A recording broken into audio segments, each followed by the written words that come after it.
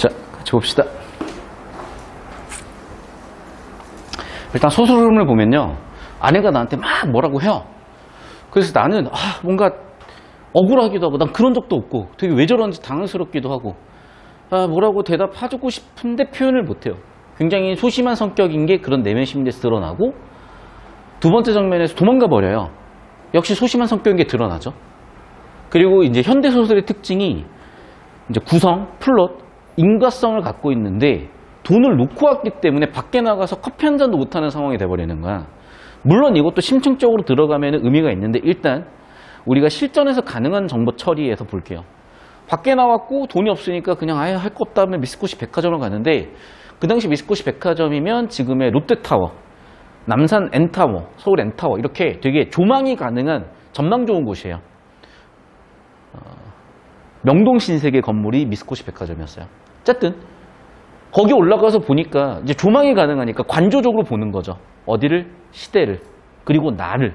근데 그거를 뭐 시대를 막 설명하고 나를 설명해봐야 문학적 효과도 없고 와닿지도 않으니까 금붕어에 빗대는 거예요. 그리고 금붕어를 관찰을 하다가, 사람들을 관찰을 하다가 결국에는 자기 자신이 그런 존재였음을 투영하고 있죠. 그리고 이제 갑자기 또 아내와 자기 자신에 대해서 성찰을 하다가 정오의 사이렌 뚝 울리고 나서 날개가 다시 도달하면서 끝나는 거예요.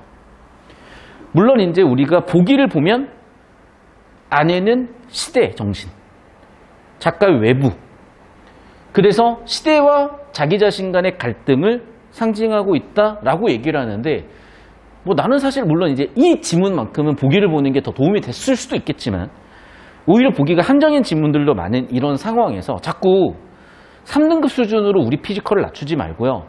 물론 지금은 당장 보기를 보는 게 편해서 그렇게 하고 계시다면 저는 말리진 않겠습니다만, 나중에 최상의 1등급이나 100분위 99를 찍기 위해서는 결국에는 보기에 의존하지 않고 평가원 정보처리로 여러분이 정보처리를 끌고 가는 그 사고의 힘이 되게 필요해요. 그러면 애당초 여러분 습관을 좀 제대로 들여놓는 게 좋지 않나 싶습니다. 봐봐. 필기 따라오세요. 아내는 너 밤새워 가면서 인물 세팅했죠? 사건 세팅했죠? 갈등 나오죠? 밤새워 가면 도적질하냐? 계집질하냐라고 바라기고, 너무 억울해. 내면 심리 나왔죠? 나는 어안이 벙벙해서 어떻게 해야 될지를 모르겠어요. 내면 또는 반응이 이렇게 됐죠. 사진 찍어 올려주세요.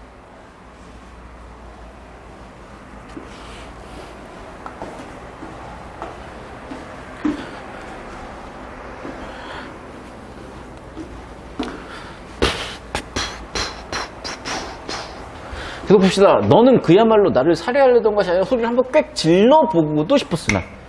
그러니까 저항의 의지는 있긴 한데 실천이 안 돼. 그러다가 뒤에 쳐맞을 것 같아. 차라리 억울하지만 내면 심리죠. 에휴, 조용히 있어야지. 그냥 반응이죠. 그러면서 어떻게 했어요? 어떻게 하지? 라고 도망 나온 거예요 이제. 그리고 돈도 놔두고 온 거야. 센식을 올려주십시오.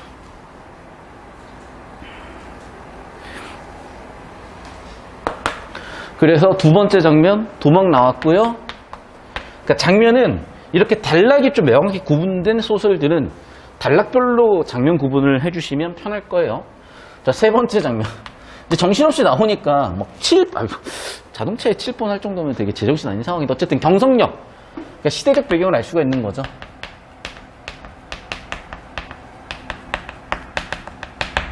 빈자리와 마주 앉아서 쓰디 쓴 입맛을 거두기 위해서 커피나 한잔 하려고 봤더니 돈 놔두고 왔네. 에이씨, 어떡하지? 되게 제정신 아닌 사람이야. 그러니까 이 사람의 지금 내면과 내면 묘사와 1인칭 주인공 시점이니까 내면 소설, 뭐 의식의 흐름이라고 할 수도 있을 것 같아요. 근데 어쨌든 이런 표현 방식들과 내면 서사를 통해서 이 사람의 내면은 물론 성격까지도 같이 드러내고 있다는 점 체크를 해주시고, 그래서 어디로 갔어? 결국에는 미쓰코시로 갑니다.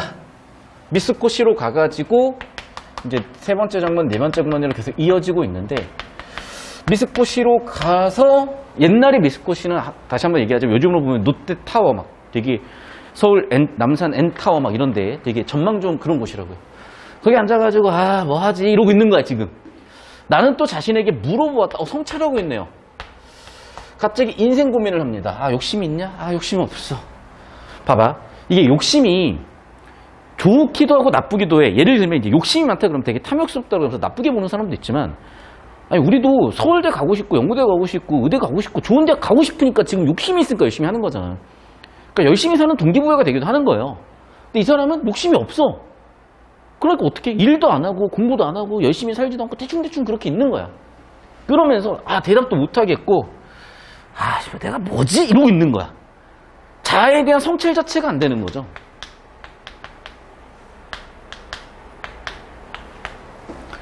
그러니까 여러분, 그냥 표면적으로 보지 말고 이입을 해봐요. 내가 이 사람이라고 나를 들여다 넣어봐. 그러면 아내라고 돼 있긴 하니까, 결혼을 했으니까 이제 쉽진 않겠지만, 사실 20대 중반이에요. 이 아저씨가 지금. 고시야, 여러분도. 옛날에 결혼을 빨리 해서 더더욱. 근데 아내가 아니라고 생각을 해봐요. 그럼 예를 들면 엄마다. 엄마가 한테 막 소리 듣고 막 도망 나와가지고 이랬을 수도 있는 거고, 아니면 그냥 혼자서 되게 방황하고 있는 그런 상태라고도 읽을 수 있겠잖아. 난 뭘 좋아하지? 솔직히 난 먹고 싶은 것도 없고 하고 싶은 것도 없고, 친구들은 대학 간다고 공부도 열심히 하는데 근데 진짜 대학 가고 싶은 건가? 대학 왜 가야 되지? 근데 대답하기도 불편하고, 의욕도 없고, 모르겠어, 어떻게 해야 되지? 이런 느낌? 계속 봅시다. 허리를 굽혀서 나는 그저 금붕어나 들여다보고 있는 거야. 할 짓이 없고 머리 복잡하니까 금붕어가 있네? 금붕어는 잘생겼고 작은 놈은 작은 놈도 큰 놈은 큰 놈대로 싱싱하게 보기 좋았다. 그러니까 왜 쓸데없이 금붕어 얘기를 하고 있냐면, 그만큼 할 짓거리가 없어가지고 요즘으로 치면 유튜브나 이제 인스타 보고 있는 거야. 그러다가 문득 묘사를 하는 과정에서, 금붕어 묘사가 주제가 아니잖아요. 왜 묘사를 했을까? 이거야. 회탁의 거리를 내려다보면서 피곤한 생활이 금붕어 지느러미처럼, 그럼 봐. 위쪽에 금붕어, 아래쪽에 금붕어 연결시키고 회탁의 거리를 배경으로 놓고 보니 어떤 의미가 나오는 거예요? 이 두 개가 더해지고 나니 이런 의미가 나오는 거죠. 엉켜서 헤어나지 못한다. 피로와 공복이다. 무너져가고 있다. 됐어요? 굉장히 무력한 상태가 돼버리는 거죠. 우리가 공부하다가 살다 보면 막 지치다 보면 힘들어. 금붕어처럼 내 인생이 흐느적거리는 것 같다. 다른 사람도 그런 것 같다. 약간 그런 느낌이에요. 네, 사진 찍어서 올려주세요.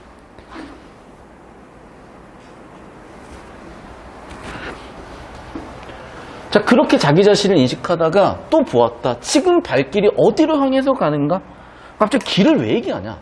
그러니까 이거는 단순히 표면적으로 보면 길이지만, 이걸 이면적으로 보고 보면은 인생에 대한 성찰이라고 볼 수가 있어요.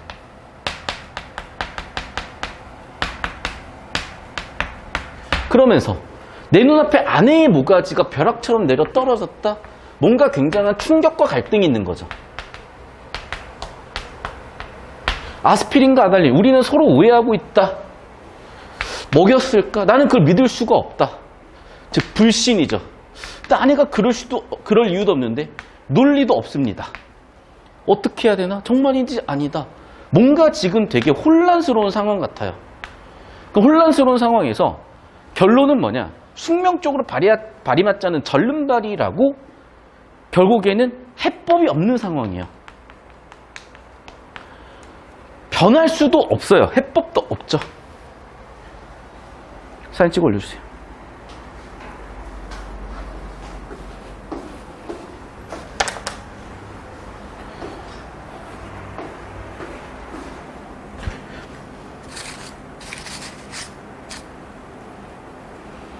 그럼 이런 사고 흐름의 결과, 난 이 발길이 아내에게 돌아가는 거 어떻게 해야 될지 역시 방황하고 있고 해법이 없는 상황에서 마지막 6번째 장면으로 갑니다. 정오의 사이렌이 딱 울렸어요. 그러다 보니까 사람들, 즉 주변 환경들이 뭔가 바뀌면서 내가 느끼는 건 결국에는 뭐다? 이렇게 외쳐보고 싶었다. 날개야 돋아라 라고 지금 마지막에 반응했단 말이에요. 사진 찍어 올려주세요.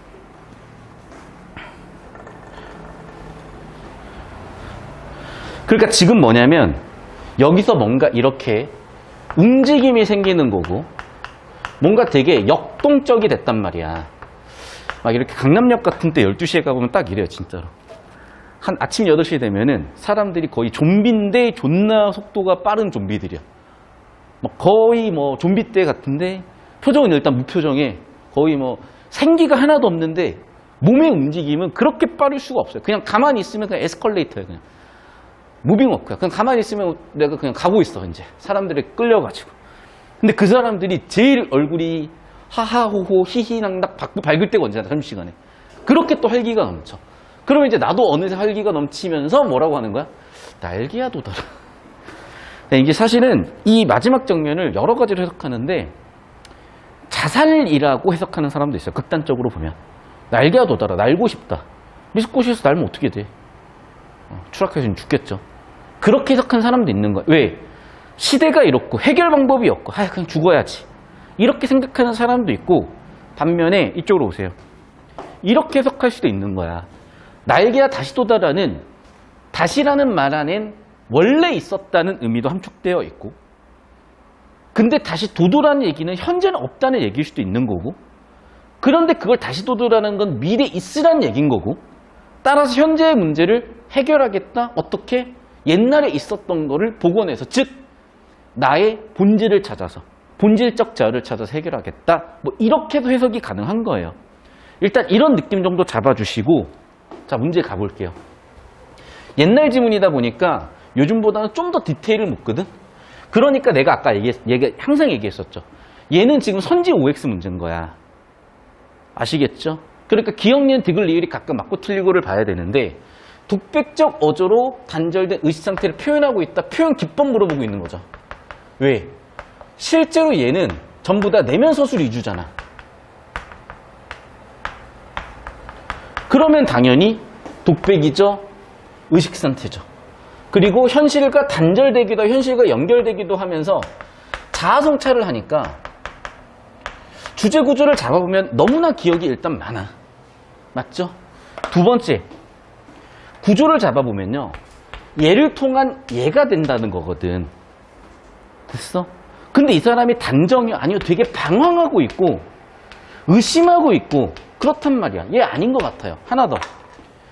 제가 아까도 정리해드렸는데 사실성을 부여하는 여러 가지 단서가 있는데 이 지문에서 사실성은 뭘 썼어? 구체 지명을 썼어요. 그래서 얘는 지금 좀 되게 의심스럽고 3번 선지, 디귿 선지 회상의 기법, 회상이 어디 있어 지금? 화해도 모르겠어요. 비유, 확실히 많이 쓰였고 비유적 표현으로 인물의 생각과 인상 맞죠? 내면 심리. 즉 여러분 잘 들으세요. 그러니까 옛날 지문들은 어떻게 풀어도 풀리는 느낌이지만 그걸 옛날 느낌대로 풀어봐야 여러분한테 도움되는 건 1도 없어요. 우린 뭐 해야 된다? 네.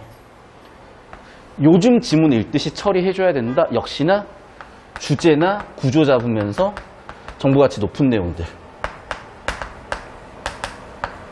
집중을 해주시면 기억, 리을 보이면서 정답 2번 끝. 사진 찍어 올려주세요. 그러니까 옛날 지문이나 요즘 지문이나 연습하기는 되게 좋아요. 우리가 배웠던 적용을 써보면. 왜? 정제돼 있거든요. 다만 이제 비문학 지문들에서 약간 구조 처리보다는 내용적으로 중언부언하는 지문들이 있어요. 그래서 그것 때문에 0513 지문들에서 제가 지금 선별 작업을 해서 7월 15일 정도 중순에 딱 내신 끝나고 방학 들어가는 시점에 맞춰서 근본 수업, 기본기 수업을 들어갈 테니까 활용 잘 해주시고 20초 더 드리겠습니다. 필기하세요.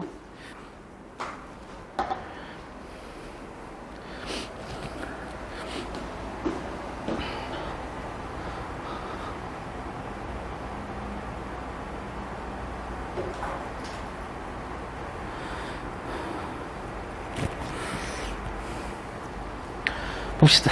계속해서 41번 일제강점기에 미쓰코시 백화점을 서울에서 매우 높은 건물이었고 이 사실에 비추어 볼 때 미쓰코시 옥상이 가지는 기능 내가 얘기했었죠. 미쓰코시 백화점이라는 이 배경이 어떤 배경이다 이런 걸 갖고 있고 그래서 이런 기능 때문에 어떤 의미가 만들어질 거다. 지금 보면 알겠지만 이 편집하시는 선생님께서 이렇게 역시나 거리를 주셨어요. 거리가 커. 맞죠? 옥상에 올라가가지고 세상을 조망하면 굉장히 거리감이 생기잖아. 여기서 보고 있는 것보다. 그러니까 어떻게 돼? 조망을 할 수 있고 관조를 할 수도 있고 그러다 보면 객관성을 갖추게 되다 보니까 내면적 성찰, 일단 핵심 키워드이기도 하고 표현 기법이기도 했던 거죠. 자, 두 번째. 이게 사실 되게 애매하단 말이에요. 이전과 다른 삶의 태도? 그러니까 옛날 지문들이 사실 되게 이런 게 있고 이거 연습하기 되게 좋은 방법은 제가 뭐라 그랬어? 스펙트럼 그려보려고 한 거야. 자, 무슨 얘기냐? 이 얘기예요, 지금. 자, 이 사람은 어떤 사람이냐? 미친 듯이 소극적이진 않은 것 같아. 왜? 아니, 왜 나한테 그러는 거야? 라고 하면서 뭐라고 해보고 싶으나, 아유. 이 느낌이니까. 그렇다고 적극적인 거 절대 아니고요. 중간도 아니야. 이 사람은 뭔가 되게 세상의 자극과 갈등에 대해서 비교적 소극적인 이 선상에 있어요. 그쵸? 그러면 이 사람의 태도가, 이 정도의 태도가 바뀌었냐? 어느 정도 바뀌었냐? 마지막에 보면 날개야 도다라고 하잖아. 이게 되게 애매한 거예요. 왜? 봐봐. 아, 나 이제 직업도 구하고 똑바로 살래. 라고 했으면은 여기죠. 나 직업 구해야 되겠다, 야. 이렇게 얘기했으면 내가 봤을 때는 초적극적이야. 근데 이 사람은, 아유, 뒤져야 되겠다라고 하면 여기야. 그냥 포기하면 여기예요. 이 사람의 관점. 근데 이것도 사실 변한 거잖아. 맞잖아. 이 사람의 태도가, 아이, 그냥 다 포기해. 다 때려쳐. 이것도 사실 변한 거고. 야, 나 직업구에 해결할래. 되게 적극적으로 변한 거. 다 변한 거거든. 이쪽으로 가도 변한 거고. 이쪽으로 가도 변한 건데, 이 사람 뭐라 그랬어요? 날개야 도드래. 아, 굉장히 애매해요. 뭐 얘기하고 싶은 건지 모르겠어. 자, 그럼 일단 보류하세요, 여러분. 바로 처리가 안 되는데 뭘 그걸 열심히 처리하다 틀리려고 하십니까? 그 다음 봐요. 회탁의 거리를 압축적으로 조망할 수 있게 한다. 맞죠? 미스코시 백화점에서 회탁의 거리로 가. 그 회탁의 거리에서 다시 한번 나는 성찰하잖아요. 그러니까 선지들이 얘도 독립적이라기보다는 다 사고름 연결이 있는 거고. 봐. 거리감 줬다. 회탁의 거리감을 줌으로써 성찰할 수 있는 도구를 줬잖아, 지금. 그 다음에 회탁의 거리를 이 사람이 뭐라고 읽었어? 금붕어라고 읽잖아요. 이렇게 읽잖아요, 지금.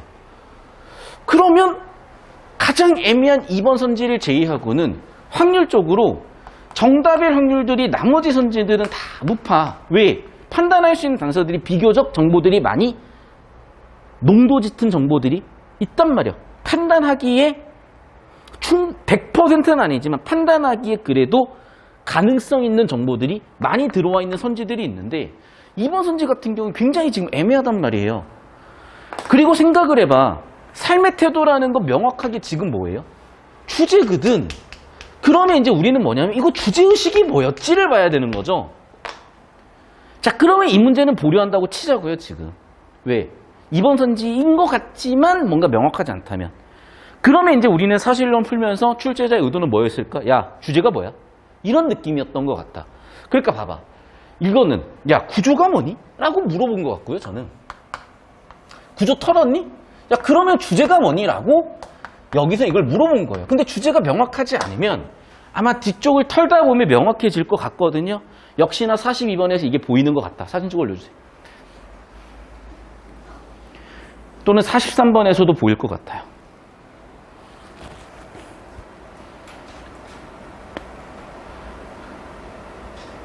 그러니까 사고의 흐름을 잘 잡아가셔야 돼요. 왜냐하면 자꾸 선지 OX, 야, 그거는 되게 기술적인 문제예요. 어떻게 우리가 보자마자 1번이 맞다 틀리다, 2번이 맞다 틀리다, 여러분 실전에서 여러분이 100% 맞다 틀리다를 탁탁탁 특정하고 갑니까? 국어시험을? 대단한 능력인데. 자, 보기 봅시다. 철학과 문학에서 전통적으로 시간을 가리키는 말에 함축적 의미를 부여왔고, 정오라는 개념은 정오와 각성과 재생의 의미를 갖고 있다. 정오가 됐어. 각성과 재생의 의미야. 어떻게 하라는 거지? 그래. 얘를 기점으로 이전과 이후가 지금 갈린 건 맞아요. 왜? 분명히 뭔가 이때까지는 내면 성찰해서 날개야 돋아라라고 뭔가 지금 반응하고 있으니까. 오케이. 정오의 사이렌 소리가 나의 생명력을 일깨웠다. 정오의 사이렌 소리 전후해가지고 그때는 성찰하고 있다가 야 날개 돋아. 날개 돋아. 맞는 것 같아요. 얘도 지금. 3번 선지. 정오의 함축적 의미 때문에 기억을 경계로 어조와 분위기가 바뀌었다. 그래. 아까도 얘기했지만 기억을 경계로 성찰하다가 드디어 반응하면서 야 날개 돋아. 하고 있잖아. 4번 선지. 정오가 되면서 잠깐만요. 갑자기 사회 문제로 간다고? 이 사람이 사회적 문제가 날개 돋으라고 하고 있잖아 지금. 정답 4번이죠. 그리고 아까도 얘기했지만은 심리, 내면 심리, 주제 초점 잡고 있으니까 사진 찍어 올려주세요. 그럼 봐봐. 이 사람이 어떤 생각을 가지고 있는지의 배경을 세팅한 거야. 사실 42번에서는.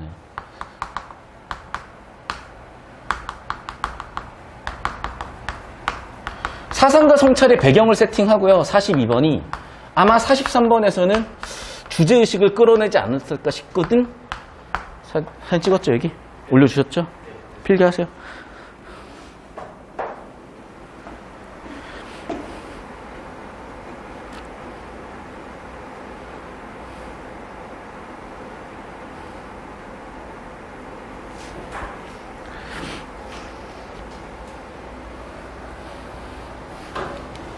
봅시다.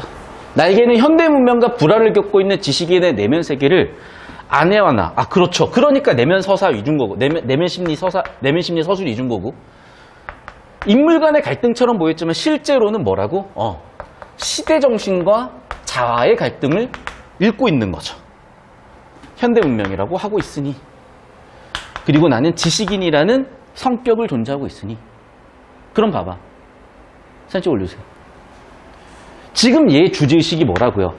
아내, 시대정신, 나, 지식인.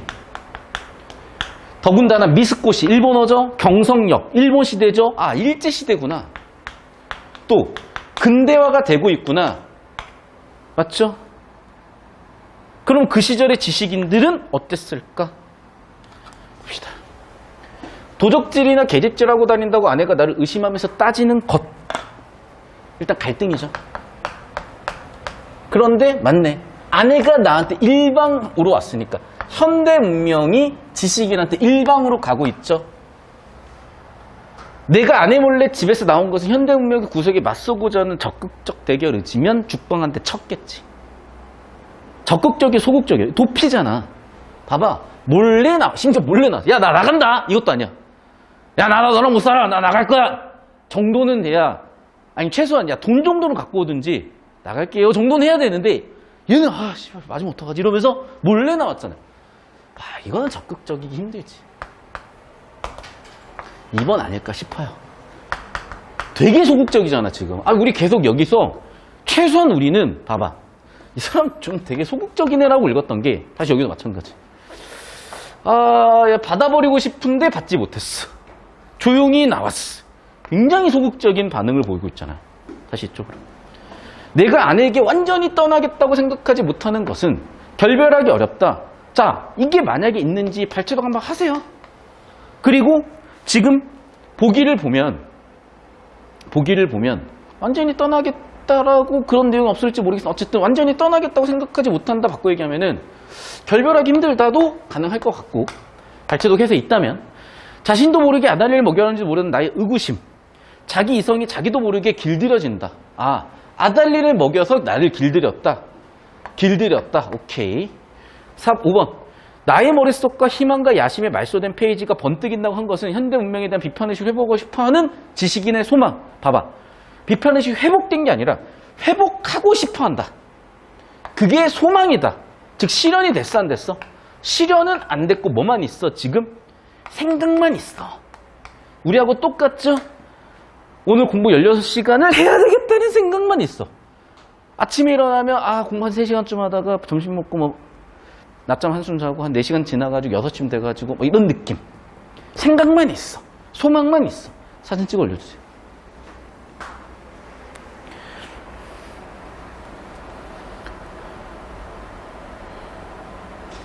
자, 그러면 저 따라오세요. 사진 찍 올려주셨으면 저 따라오세요. 그럼 여러분 보세요. 여기. 이 사람은 적극적으로 변했어요. 적극적으로 적극적으로 완전히 바뀌었어요. 아니면 날개와 도다라 같은 뭔가 대답 같지도 않은 궁극적인 해결 방법이 있어요? 없어요? 지금? 없다니까. 왜?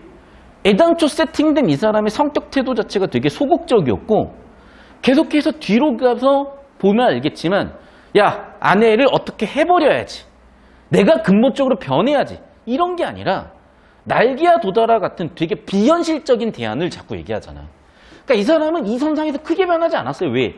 날개와 도다라 되게 비현실적인 대안이잖아. 그런 걸 보면 이 사람이 적극적이라기보다는 되게 소극적인 반응을 보이고 있고 그걸 단서로 판단을 하자면 여기다 C라고 적으세요. 그걸 단서로 판단하자면 41번은 아마